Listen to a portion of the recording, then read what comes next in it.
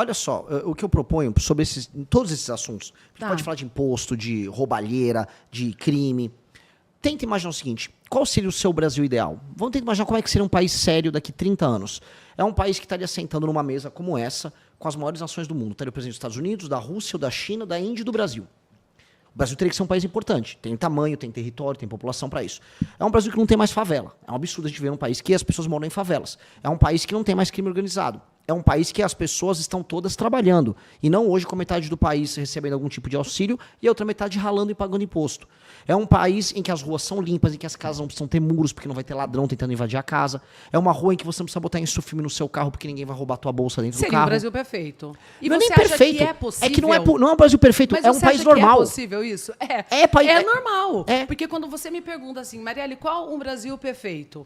Sem fome, com educação, com uma saúde digna, com moradia. Sim. Não morar numa favela, por exemplo, com segurança, a gente poder sair sem medo na rua. Para mim, parece um Brasil muito distante. Exato. Que pena, que triste. E você sabe o que é mais assustador? Só que seria o básico. Seria o básico o Brasil ser assim. Sim. Agora, reparou que a gente não consegue sonhar no básico. O básico parece assim, nossa, que maluquice. Tá distante.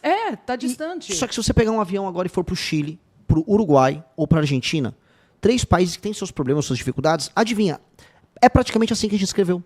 No Chile não tem favela. No Chile há um pouco de pobreza, mas é muito maior do que no Brasil. Não tem esses assaltos que a gente tem. O Chile é um país de terceiro mundo, assim como o Brasil, e se resolveu. Países na África estão se resolvendo.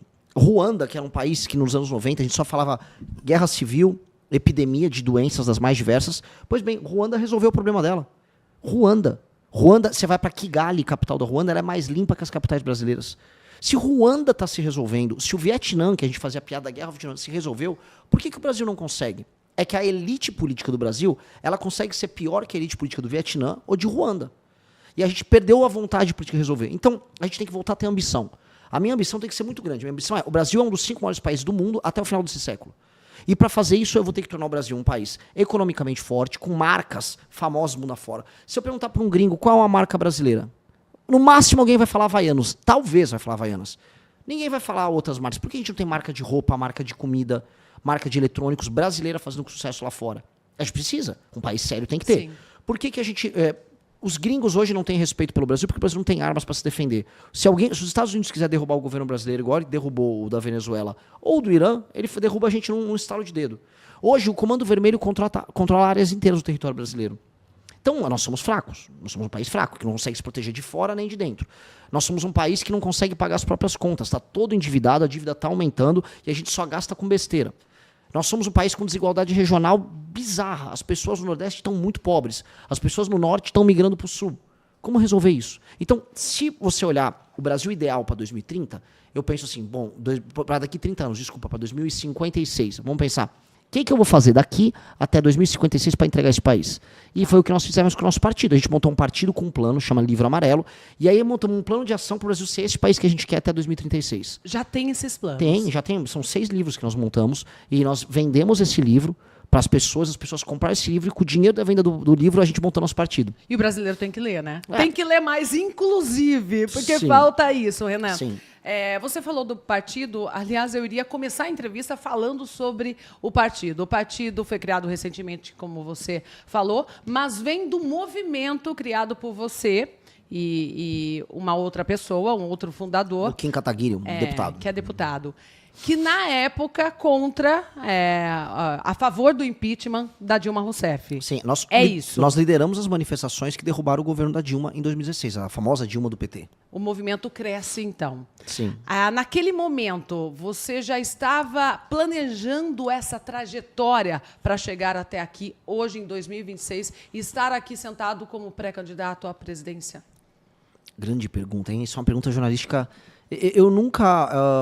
Eu sempre imaginei que eu ia mudar o Brasil de alguma maneira. Mas eu não pensava em ser presidente da República para isso. Eu achava que sendo um ativista nas ruas eu ia poder pressionar as pessoas e pressionar as autoridades iam ceder para a pressão popular e ia fazer o certo. Até que um belo dia eu percebi que as pessoas que estavam na rua comigo cobrando os políticos corruptos começaram a se apaixonar pelos próprios políticos corruptos. Então quem estava comigo falando, olha... Dentro do movimento? Não só no movimento, nas ruas. A gente levou milhões de brasileiros para as ruas pelo Fora Dilma. O que aconteceu? Anos depois, essas mesmas pessoas que saíram comigo nas ruas falaram, eu era contra a corrupção, mas se a corrupção for do Flávio Bolsonaro, eu aceito. Se a corrupção for do Valdemar da Costa Neto, eu aceito. Porque eles não são corruptos. Isso é mentira da esquerda, da imprensa. Não era mentira. Eles são corruptos, objetivamente corruptos. Assim como o petismo é eivado, é cravado de vários corruptos. No fundo, as pessoas que saíram comigo nas ruas, em grande parte, elas estão aceitando o teu ladrão de estimação delas. O sistema. Caiu Sim, no sistema. Caiu no sistema. E aí eu falei, olha, eu só vou poder enfrentar o sistema se eu entrar lá dentro. Então eu preciso de um partido e talvez eu tenha que ser candidato. E foi aí que a gente falou, ok, a gente vai armar essa missão impossível, né, de entrar no sistema, invadir o sistema e fazer o que precisa ser feito. E por isso nós montamos o partido, inclusive o nome do partido é Missão. Missão. Aí cria-se uma missão e a gente sabe que na política, nesse sistema, tem que ter articulação política. Tem. Amigo, políticos que fazem acordos e tudo mais. Qual a resposta que você tem a me dar sobre isso? Sendo que é um partido novo que ainda não tem essas articulações. Bom, quando montamos o partido político, a gente não precisou e nem pediu ajuda dessas pessoas poderosas. A gente foi inteligente e trabalhou muito. Com base nisso, a gente construiu o nosso próprio caminho que deu nossa própria independência. Hoje, para nós lançarmos nossos candidatos, agora a gente não precisa pedir apoio de ninguém. Eu sou pré-candidato a presidente, mas se você perguntar para as lideranças dos outros partidos, eu falo, não, tira esse cara daí. Eles não podem evitar, porque agora nós temos nosso próprio partido. Então, o sistema meio que vai ter que aceitar que a gente está no jogo. O sistema não queria aceitar, agora ele tem que aceitar. Aceitou. Se nós ganhamos a eleição, e com o discurso que nós temos, vai ser através de um grande movimento que vai convocar as pessoas a enfrentarem o crime organizado. Eu quero destruir o crime organizado no Brasil, enfrentar a corrupção no Brasil e tornar o Brasil um país de fato rico. Se a gente fizer essas três coisas, o Brasil se torna um país desenvolvido. Pois bem, eu vou ter um dever de confrontar e convencer o Congresso Nacional a fazer o que é certo. E aí nós vamos usar todos os meios que nós temos à disposição para fazer eles fazerem o certo.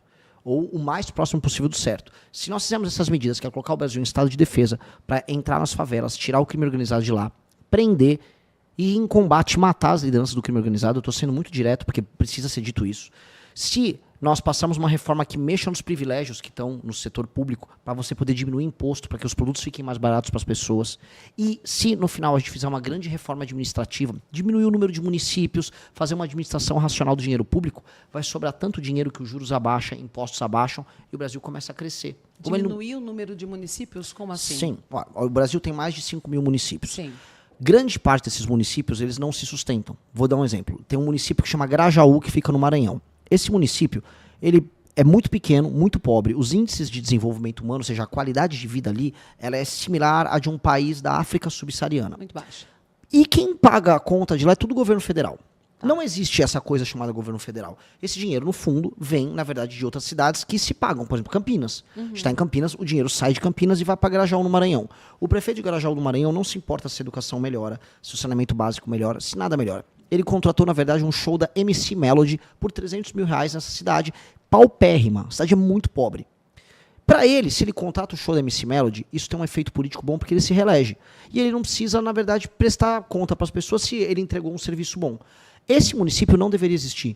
Não que eu vou passar um trator no município, mas nós vamos juntar ele com outros municípios ao redor e vamos criar um município só. Vai custar muito menos. Distrito. Como se fosse um distrito. Voltar a ter distritos. Exatamente. Como sempre foi. Exato. E aí, esse distrito muito maior, em vez de a gente ter, por exemplo, 50 vereadores, vai ter 9 vereadores. Vai ter um prefeito, vai ter uma secretaria de educação, uma secretaria de saúde. E o uso desse dinheiro vai ter que ser racionalizado. Ou seja, olha, vai receber o dinheiro, ele tem que ser bem aplicado, senão o prefeito dessa cidade maior, esse distrito, perde os direitos políticos. O que a gente está propondo é, se o prefeito não é um bom prefeito, não adianta a gente achar que a população vai avaliar. Eu falo isso aqui olhando para a câmera. A população, na maior parte dos lugares, não sabe avaliar os políticos. A população, um político vai, oferece R$500 e compra o voto dela. É verdade. Precisa de educação. É verdade. A população não só não tem educação, como ela acha legal trocar voto por dinheiro. Na maior parte dos lugares mais pobres. Então, para melhorar a vida dessas pessoas, nós vamos instituir a seguinte regra. Se o prefeito não melhorou o saneamento básico, vamos dar um exemplo. Tem cidade no Nordeste que não tem nada de saneamento básico. Se ele continuar nos 4 anos de mandato com nada de saneamento básico, ele não pode concorrer. Ele perdeu o direito político. Porque ele não cumpriu a função. Ele está ganhando dinheiro lá com o prefeito para fazer o quê? A gente sabe o que ele está fazendo. Ele está roubando dinheiro. Só que esse dinheiro que ele está roubando não é da cidade. Esse dinheiro que está roubando se ele estava em Grajaú, no Maranhão, é de Campinas, é de São Paulo, é de Joinville, em Santa Catarina. Esse dinheiro é do povo. É do povo de outros lugares. E o povo está sendo roubado. Aí sabe quando o povo percebe que está caro isso aqui? Quando ele vai comprar um celular e o celular está uma fortuna. Quando ele vai comprar uma carne, a carne está fortuna. Então as pessoas acabam não percebendo, mas eu quero diminuir o número de municípios de quase 6 mil municípios que nós temos no Brasil para no máximo 2.800. Aí vai ter muito menos prefeito, muito menos vereador te mamando, que é isso que esses caras fazem, mamam o dinheiro público como se não houvesse amanhã, roubam como se não houvesse amanhã. Renan, mas seria uma mudança drástica reduzir assim o número de municípios. Mas se não fizer, nós seremos administrados por mais de 3 mil ladrões que já estamos administrando hoje. São 3 mil prefeitos ladrões, que não ligam em melhorar a vida das pessoas. Não ligam. E mais, os municípios deles são sustentados com o dinheiro de outros municípios. É errado. Não tem aquele ditado velho, quem paga a banda escolhe a música? Ora, se a população das cidades que são mais produtivas estão pagando a conta, elas têm que decidir também como esse dinheiro é gasto. Só que quem decide como esse dinheiro é gasto é um prefeito corrupto de uma cidade do interior. E vai gastar como ele quer. Como ele quer. Com farra, com parente dentro do governo. Aí ele vai, e para se reeleger, ele vai fazer um festão, vai desviar dinheiro com empreiteira. São nessas cidades onde acontece muita corrupção. E onde os políticos mandam aquelas emendas do orçamento secreto, e essas emendas são desviadas. A gente tem que acabar com isso, se a gente quiser que o Brasil seja um país sério. Se não, assim, se fala, não, Renan, eu quero que o Brasil não seja sério, então não mexe nisso. E a gente continua jogando dinheiro nessa fornalha. É uma fornalha, está queimando dinheiro. E deixando um monte de vagabundo rico.